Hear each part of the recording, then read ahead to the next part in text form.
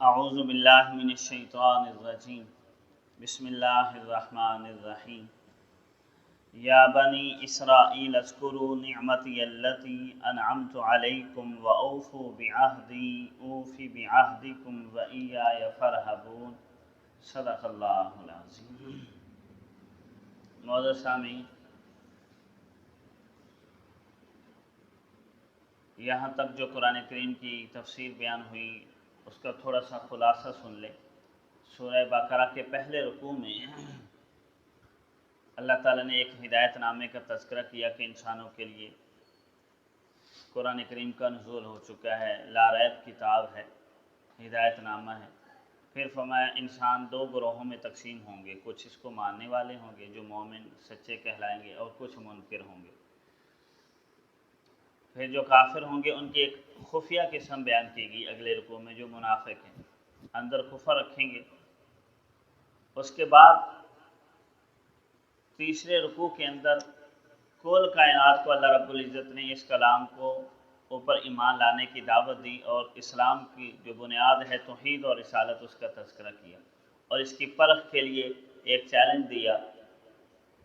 اس کلام کی حقانیت اور سچائی یہ ہے کہ انسان اس جیسا کلام نہیں بنا سکتا۔ اس کے بعد انسانیت کی تاریخ بیان کی گئی۔ آدم علیہ السلام سے انسان کا آغاز ہوا، انسان کو مسجود ملائک بنایا گیا، شرف اور عزت سے نوازا گیا، اور آدم علیہ السلام کو چند روز جنت میں رکھنے کے بعد دنیا کے اندر بھیجا گیا نائب کی حیثیت سے۔ اب ان انسانوں میں سے ایک قوم بنی اسرائیل کا تذکرہ کیا جا رہا ہے۔ انبیاء علیہ السلام میں سے حضرت ابراہیم علیہ السلام، جن کا لقب ابو الانبیاء ہے، اولو العظم پیغمبر گزرے ہیں۔ سب سے پہلے عراق میں آپ پیدا ہوئے، پلے بڑھے، پھر ہجرت کر کے شام چلے گئے۔ اس وقت یہ جو فلسطین اور اسرائیل یہ شام کا ہی حصہ سمجھا جاتا تھا۔ پھر وہاں سے ہجرت کر کے حجاز مقدس تشریف لائے، تو عراقی ثم شامی پھر حجازی ہوئے۔ ابراہیم علیہ السلام اللہ رب العزت کی محبت میں بہت زیادہ ڈوبے ہوئے تھے، اور اللہ کی محبت اور دین کی قربانیوں کی وجہ سے اللہ تعالیٰ نے ابراہیم علیہ السلام سے یہ وعدہ کیا کہ آئندہ میں جو بھی نبی بھیجوں گا، یہ جو کتاب اتاروں گا آپ کی نسل کے اندر ہوگی۔ تو ابراہیم علیہ السلام کے ایک بیوی ہاجرہ تھی جو مصر سے جن کا تعلق تھا، وہ مصری تھی۔ ان کے بطن سے حضرت اسماعیل علیہ السلام ابراہیم علیہ السلام کے بیٹے پیدا ہوئے، اور وہ حجاز کے اندر ہی رہے، اور ان کا وطن عرب رہا۔ تو اسماعیل علیہ السلام کی نسل سے ہی آگے قریش، جو عربوں کا مشہور قبیلہ ہے، اور اسی قریش کی ایک شاخ بنو ہاشم میں سے نبی علیہ السلام پیدا ہوئے۔ ابراہیم علیہ السلام کے دوسرے صاحبزادے حضرت اسحاق علیہ السلام تھے، یہ شام کے اندر رہے۔ یہ حضرت سارہ علیہ السلام کے وطن سے پیدا ہوئے، ان کا علاقہ شام کا رہا۔ اور یہ جو فلسطین ہے، جیسے پہلے بتایا، فلسطین، اسرائیل، یہ سارا علاقہ اس وقت شام کہلاتا تھا، ملک شام کا ایک حصہ تھا، صوبہ تھا، یوں سمجھے۔ تو ان کی نسل سے اللہ تعالیٰ نے بے شمار نبی بھیجے۔ حضرت اسحاق علیہ السلام کے بیٹے یعقوب علیہ السلام ہوئے۔ یعقوب علیہ السلام کا لقب اسرائیل تھا، اور ان کے 12 بیٹے ہوئے حضرت یعقوب علیہ السلام کے، اسرائیل کے۔ تو ان میں سے ایک حضرت یوسف علیہ السلام ہوئے، باقی 11 دوسرے تھے۔ تو یہ یوسف علیہ السلام پیغمبر تھے، نبی بنے۔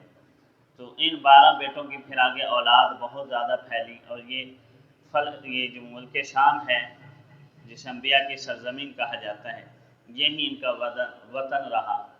تو اسرائیل، چونکہ حضرت یعقوب علیہ السلام کا لقب تھا، ان کے بیٹوں کو پھر آگے جو نسل بڑھی تو ان کو بنو اسرائیل کہا جانے لگا۔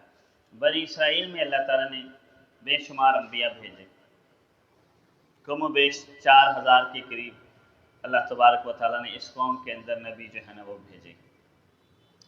یہ قوم اللہ کے ہاں بڑی محبوب تھی کیونکہ توحید کے علم بردار رہی ہے، اور وحی کی تعلیمات اس قوم کے اندر رہیں، انبیاء کو ماننے والے تھے، اولیاء کے معارف اور صالحین ان کے اندر بے شمار ہوئے، عبادت گزار ہوئے، تقوی دار ہوئے، معرفت الہی کو حصول کرنے کی بڑی انہوں نے محنتیں کی، آخرت کو ماننے والے تھے۔ روئے زمین پر یہ قوم چونکہ وحی الہی کی تعلیمات کی امین رہی ہے، اس وجہ سے اللہ تعالیٰ نے اس قوم کو بڑا شرف عطا فرمایا۔ لیکن اسی قوم میں بگاڑ بھی رہا۔ اللہ تبارک و تعالیٰ جب دیکھتے کہ قوم کے اندر بگاڑ آ گیا ہے تو اللہ تعالیٰ نئے نبی بھیج دیتے، لیکن یہ بگاڑ پھر بڑھتا گیا، اور ان کی سرکشی کی وجہ سے یہاں تک کہ ان سلسلے کے جو آخری نبی تھے حضرت عیسیٰ علیہ السلام، ان کو انہوں نے قتل کرنے کی پوری سازش اور کوشش کی، یہاں تک کہ اپنا ان کا گمان یہی ہے کہ یہ ان کو قتل کر چکے۔ یہ قومی اور نسلی اعتبار سے ان کو بنو اسرائیل کہا جاتا ہے، اور شرعی اور مذہبی لحاظ سے ان کو اہل کتاب کہا جاتا ہے، یہود کہا جاتا ہے۔ پھر عیسیٰ علیہ السلام کے پیروکاروں کو نصارہ، عیسائی بھی کہا جاتا ہے، اور وہ یہ بھی اہل کتاب ہی کہلاتے ہیں۔ اب جب ان کا بگاڑ بڑھ گیا تو اللہ تبارک و تعالیٰ نے پھر انبیاء کا سلسلہ ان سے روک کر بنو اسماعیل کے اندر یہ سلسلہ جاری کیا، اور نبی علیہ السلام، نبی آخر الزمان ان کے اندر بھیجے گئے۔ دنیاوی اعتبار سے بھی اس قوم کو کافی اللہ تعالیٰ نے شرف عطا فرمایا، فوج جرنیل اس قوم کے اندر گزرے ہیں، بادشاہ گزرے ہیں۔ داؤد علیہ السلام کو بادشاہت عطا کی گئی، سلیمان علیہ السلام کو بادشاہت عطا کی گئی، یہ بنی اسرائیل ہی کے پیغمبر تھے۔ نبی علیہ السلام کا جب زمانہ آیا تو اس وقت دینی لحاظ سے یہ کمزور ہو چکے تھے، اس طور پر کہ وہ دین جو تورات اور انجیل تھی اس میں تحریف ہو چکی تھی، اور دنیاوی اعتبار سے بھی یہ بہت کمزور تھے، تتر بتر ہوئے تھے، بکھرے ہوئے تھے، زیادہ تر ملک شام میں، اور ان کے کچھ قبائل نبی علیہ السلام نبی آخر الزمان کی تلاش میں مدینہ طیبہ جو اس وقت یثرب کہلاتا تھا اس کے ارد گرد آ کر آباد ہو گئے۔ اب جی لیکن اس قوم عرب چونکہ امی تھے اور یہ اہل کتاب کے کہلاتے تھے، تو دینی اور دنیاوی اعتبار سے ان کے اندر کچھ خوبیاں تھیں۔ جہاں یہ جاتے تھے وہاں اپنے علم کی بھی دھاک بٹھا لیتے، اور اپنے پیسے کی، تجارت کی شاہکار وہاں کے بن جاتے تھے۔ تو عربوں کے اندر بھی انہوں نے اہل کتاب ہونے کی وجہ سے علمی دھاک ان کے اندر بیٹھی ہوئی تھی ان کی عربوں میں، اور وہاں جہاں جاتے لوگوں کو قرضہ دیتے تو مال و تجارت کے اعتبار سے بھی یہ کچھ با اختیار سمجھے جاتے تھے، تو ان کا عربوں کے اندر کافی اثر و رسوخ تھا۔ اب نبی علیہ السلام جب ہجرت کر کے مدینہ طیبہ تشریف لائے تو اولاً اللہ تبارک و تعالیٰ نے اب ان کو مخاطب کیا، کیونکہ اگر یہ ایمان لے آتے تو عرب چونکہ ان سے متاثر تھے، ظاہری بات ہے جو قومیں غالب ہوتی ہیں تو مغلوب قومیں ان کے اخلاق ان کی روایات اپنا لیتی ہیں، تو عربوں نے بھی ان کے اخلاق اور روایات اور ان کی عقائد اور سوچ و نظر سے کافی متاثر تھے۔ جو بھی انہوں نے کوئی بڑا فیصلہ کرنا ہوتا پہلے ان کو دیکھتے کہ اہل کتاب جو تھے تو اگر یہ اچھا سمجھتے تو پھر وہ کام ہی کر لیتے تھے۔ تو اس وجہ سے اب اولاً ان کو مخاطب کیا جا رہا ہے اور کہا جا رہا ہے کہ ایمان لے آؤ، اور اللہ تبارک و تعالیٰ اپنے وعدے کی یاد دہانی ان کو کروا رہے ہیں، کیونکہ ان کی طرف بہت سارے لوگ دیکھتے تھے، اور ان سے وعدہ بھی اللہ رب العزت نے کیا ہوا تھا، کیونکہ بنی اسرائیل کے جتنے بھی پیغمبر آئے ہیں سب نے اپنی اپنی امتوں سے یہ وعدہ کیا ہے کہ ہمارے آخر میں ایک نبی آئیں گے۔ عیسیٰ علیہ السلام نے تو نام بھی بتایا تھا، وَمُبَشِّرًا بِرَسُولٍ يَأْتِي مِن بَعْدِ اسْمُهُ أَحْمَدُ، کہ میرے بعد ایک پیغمبر آئیں گے ان کا نام احمد ہوگا۔ تو اب اس وعدے کو پورا کرنے کا وقت آ چکا ہے، تو اس وجہ سے اب ان کو یہاں اللہ رب العزت خاص ایک قوم جس کا دینی منصب بھی تھا، دنیاوی لحاظ سے بھی اثر و رسوخ رکھتے تھے، اور لوگ ان کی طرف دیکھتے تھے کہ ان کے دین اسلام پر آ جانے سے بقیہ لوگوں کے دین کی طرف راغب ہونے میں امید زیادہ تھی، تو ان کو مخاطب کیا جا رہا ہے۔ فرمایا یا بنی اسرائیل، اے اسرائیل کی اولاد، یعنی ان کے جد امجد حضرت یعقوب علیہ السلام کا تذکرہ کرتے ہوئے ان کو ان کے آباء و اجداد کہ تمہارے بڑے کیا تھے؟ اور کیسی وہ تمہیں نصیحتیں کر کے گئے ہیں، تو ان کا ساتھ تذکرہ کر کے ان کو یاد دہانی کروائی جا رہی کہ اے اسرائیل کے بیٹو، اذکروا نعمتی التی انعمت علیکم، یاد کرو میری ان انعامات کو، میرے اس انعام کو جو میں نے تمہارے اوپر کیا۔ اللہ تعالیٰ کا انعام ان کے اوپر یہ تھا کہ وحی کا سلسلہ ان کے اندر جاری رکھا، انبیاء بھیجتے رہے، ان کے بگاڑ کے لیے مصلح آتے رہے، اور بگاڑ کے باوجود بڑی بڑی رعایت اور ان کے ساتھ اللہ تعالیٰ کرتے تھے، یا لفظ ختم کرنے کی بجائے دوسرا انبیاء اللہ تعالیٰ بھیج دیتے تھے۔ فرمایا وَأَوْفُوا بِعَہْدِی، میرے وعدے کو پورا کرو۔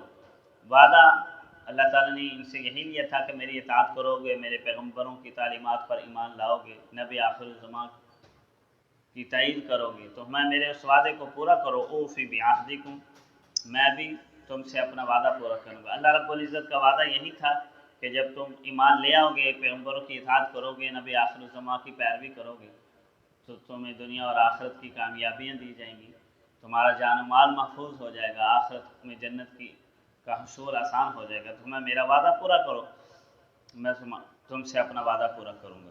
وَإِيَّايَ فَارْهَبُونَ، اور مجھے ہی سے ڈرو۔